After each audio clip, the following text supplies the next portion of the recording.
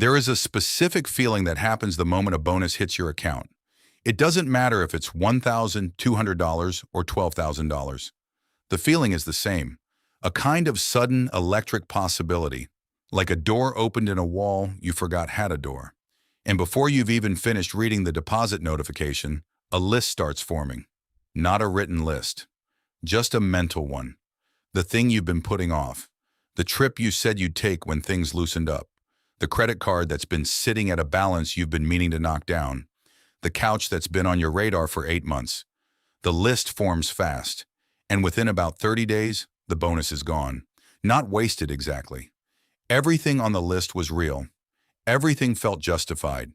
You worked for that money. You earned the right to feel it. And yet 30 days later, the account looks almost exactly like it did before the deposit hit, and there is nothing particularly different about your financial position. Here's the thing. The bonus isn't the opportunity. The 48 hours after it lands is the opportunity. And what happens in that window is almost perfectly split along wealth lines, not income lines. Wealth lines. There are people earning $70,000 a year who handle a bonus the way wealthy households handle it. And there are people earning $200,000 a year who handle it the way everyone else does. The difference has almost nothing to do with the size of the check. It has everything to do with one specific decision made before the list gets to form. My name is Nick, and I have spent a genuinely unreasonable amount of time studying what people do with money they weren't counting on. If you've ever received a bonus or a tax refund or any sudden chunk of money and looked up 30 days later wondering where it went, subscribe and hit the like button, because today we're mapping out exactly what separates the two responses and building the specific framework that makes the wealthy response automatic the next time it happens to you. Quick thing first. I'm not a financial advisor. This isn't financial advice. These are behavioral patterns, documented, observable, and consistent enough across income levels that they start to look less like choices and more like a script most people never knew they were reading from. Let's start with what's actually happening out there, because the numbers are genuinely clarifying. The IRS issues roughly 100 million tax refunds every year. The average refund in 2024 was about $3,050. That is roughly $305 billion landing in American bank accounts in a concentrated window between February and April. A 2024 survey from the National Retail Federation found that the top planned uses for tax refunds were paying down debt, everyday expenses, and saving. Sounds responsible. But a separate Federal Reserve survey found that among households receiving a windfall of any kind, bonus, refund, inheritance, only about 30% of it ends up in savings or investments. The other 70% is consumed within 90 days, 70% gone within a quarter. And this isn't a story about irresponsible people. This is a story about a default behavior that feels completely rational in the moment. Because in the moment, it is rational. You have debt. The debt costs money every month. Paying it down makes mathematical sense. You've been deferring things. The deferred things are real and legitimate. Treating yourself after a hard year is not reckless. It's human. The problem isn't the decision. The problem is the pattern. And the pattern has a very specific shape when you look at it across income and wealth levels. Here is what middle-class households typically do with a bonus. And I want to be precise here, because each of these moves is individually defensible. The issue is what they add up to. Move number 1, lifestyle relief spending. This is the first and most powerful pull. The thing you've been postponing. The repair you've been living around. The experience you said you'd have when you had a little more room. A 2023 TransUnion study found that nearly 45% of consumers who received a tax refund used at least a portion of it on a discretionary purchase within the first 2 weeks. Not rent, not groceries, something they wanted. And again, wanted things are real things. The point isn't that this is wrong. The point is that it consumes the windfall before anything else can happen to it. Move number 2, reactive debt paydown. This is the move that feels the most financially responsible and is the most psychologically satisfying. You take the bonus, you throw it at a credit card balance, and you watch the number drop. It feels like progress because it is progress. But here's the problem with reactive debt paydown. Without changing the behavior that created the debt, the balance climbs back. A 2022 study from the University of Pennsylvania found that among households that used a windfall to pay down revolving credit card debt, 65% had returned to their previous balance within 18 months. The debt got paid down. The pattern didn't change. The balance came back. Move number 3, vague saving. This is the move that sounds the most like what you're supposed to do.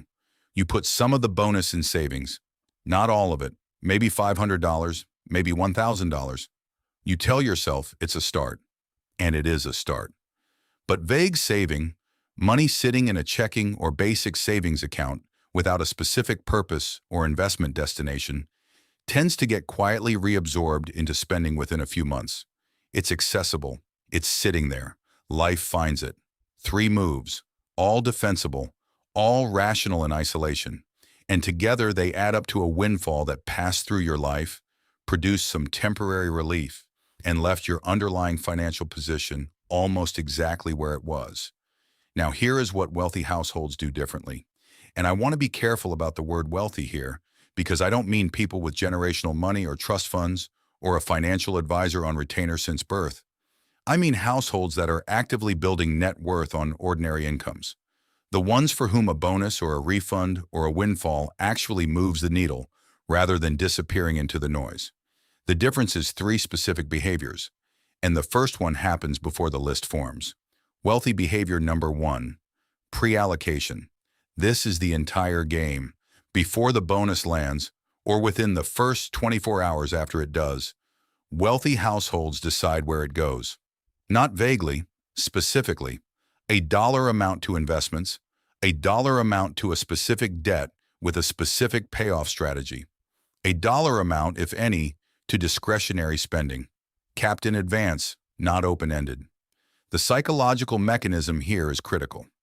The list, the mental list of wants and deferred pleasures, forms automatically and immediately. It is not a character flaw. It is a cognitive response to sudden resource availability that humans share with basically every other animal that has ever cached food. The only way to interrupt the list is to make a different decision before the list has time to run the show. Pre-allocation does exactly that. It is a commitment device. You decide when you are calm and strategic, before the money is real and spendable and tempting, and you automate the transfer before the list gets traction. A 2021 study from the Journal of Financial Planning found that households that pre-allocated windfalls before receiving them invested an average of 3.2 times more of the windfall than households that made allocation decisions after the money arrived. 3.2 times more, same windfall. Different decision point, completely different outcome. Wealthy behavior number 2, debt elimination with pattern interruption. Wealthy households do pay down debt with windfalls, but they do it differently. Instead of reactive paydown, throwing money at whichever balance feels most urgent, they target debt strategically with the explicit goal of eliminating a payment, killing the monthly obligation entirely.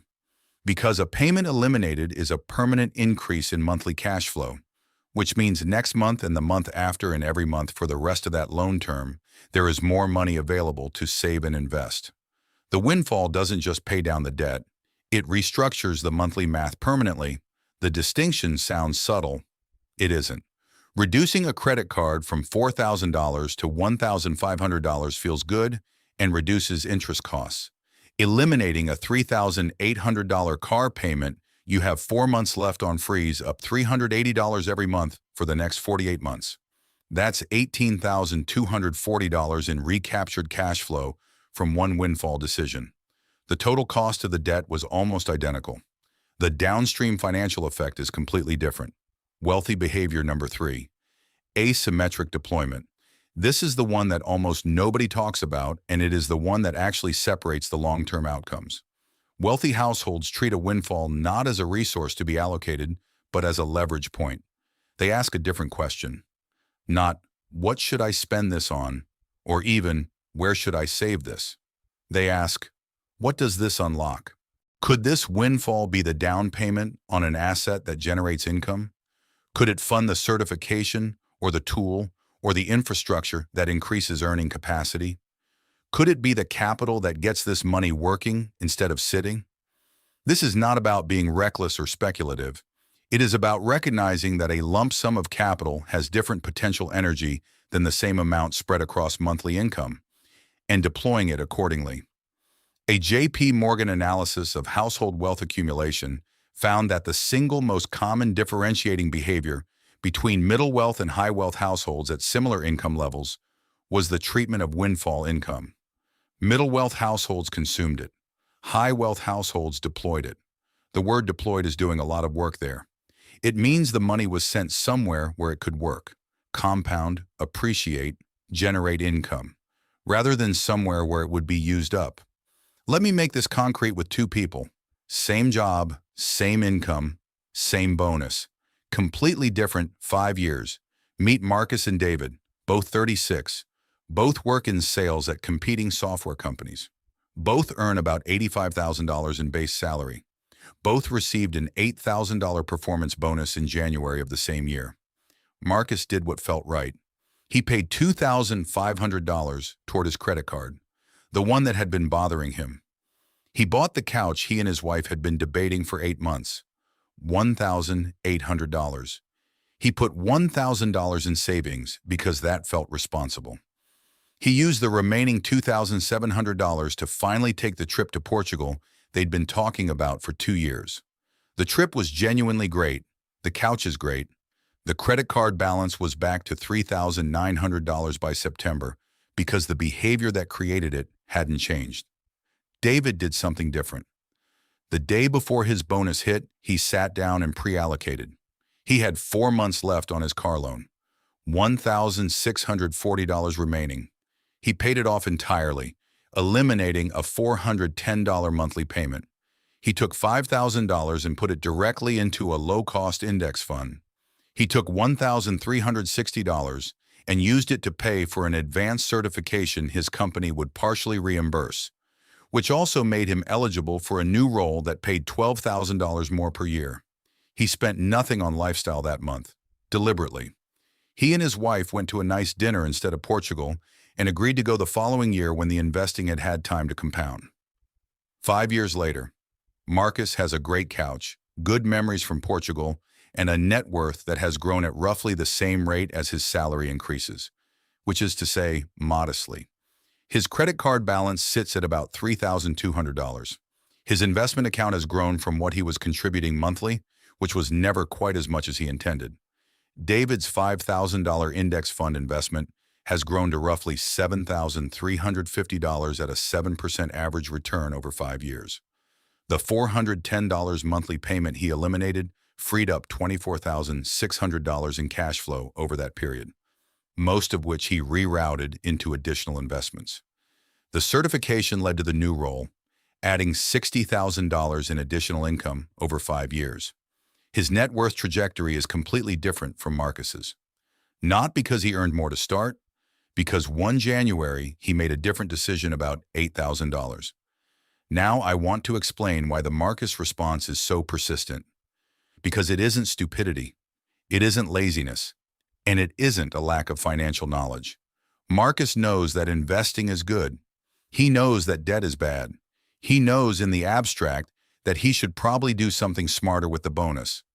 The reason the list wins almost every time is a documented cognitive phenomenon called mental accounting, first described by behavioral economist Richard Thaler. Mental accounting is the tendency to treat money differently depending on where it came from and how it arrived. Regular income feels like it belongs to the budget, to the obligations and the recurring expenses. A bonus feels different.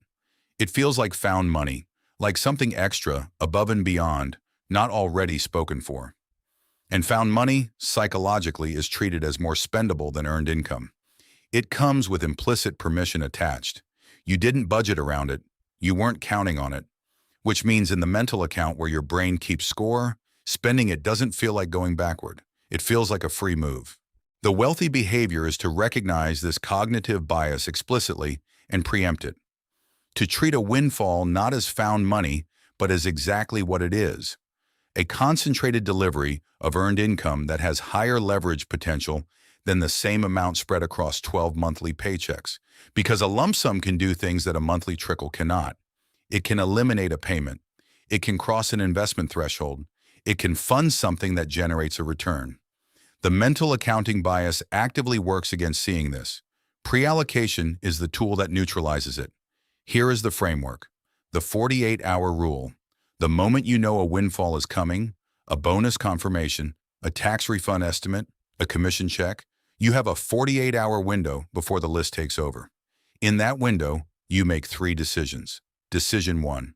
What payment can this eliminate entirely? Not reduce. Eliminate. Look at your outstanding obligations and find the one where a lump sum payment ends the monthly drain permanently. If nothing is close enough, pick the highest interest debt and make aggressive progress toward elimination. Decision 2. What is the minimum I am investing from this? Not the maximum, the minimum. Set a floor. 50% is the target for households actively building wealth. 30% is the floor. This goes directly into an investment account, index fund, retirement account, whatever the vehicle, before the money becomes available for anything else. Decision 3. What, if anything, am I spending on lifestyle? And what is the hard cap? This is not zero. Sustainable financial behavior includes enjoyment. The Portugal trip is not the mistake. The Portugal trip with no investment and no debt elimination and no pre-allocation is the mistake. Decide in advance. Set the number. Spend up to it and not past it. The list will push past any soft boundary. A hard cap holds. 3 decisions, made in a 48-hour window before the mental accounting bias activates. That is the entire behavioral difference between the Marcus outcome and the David outcome. Not income, not intelligence, not discipline in some vague aspirational sense. Just the decision point. Let me take you back to the moment the bonus hits your account. That feeling, the electric possibility, the door opening in a wall, that feeling is real, and it is telling you something true. A windfall is a moment of genuine financial leverage that doesn't arrive on a monthly schedule. The list is the wrong response to that feeling. Not because the things on the list are wrong, but because the list converts leverage into consumption. It trades potential energy for immediate relief, and the relief fades in 30 days while the leverage would have compounded for 30 years. The next time that deposit notification arrives, you have 48 hours. 2 decisions made in that window, before the list gets loud, can permanently change where you are 5 years from now. Not because the amount is transformative on its own, because the decision is. If this reframes how you're thinking about the next windfall that comes your way, subscribe. Because next we're breaking down the specific financial trap that quietly activates every time your income goes up. The one that makes sure the raise never quite feels like enough. I'll see you in that one.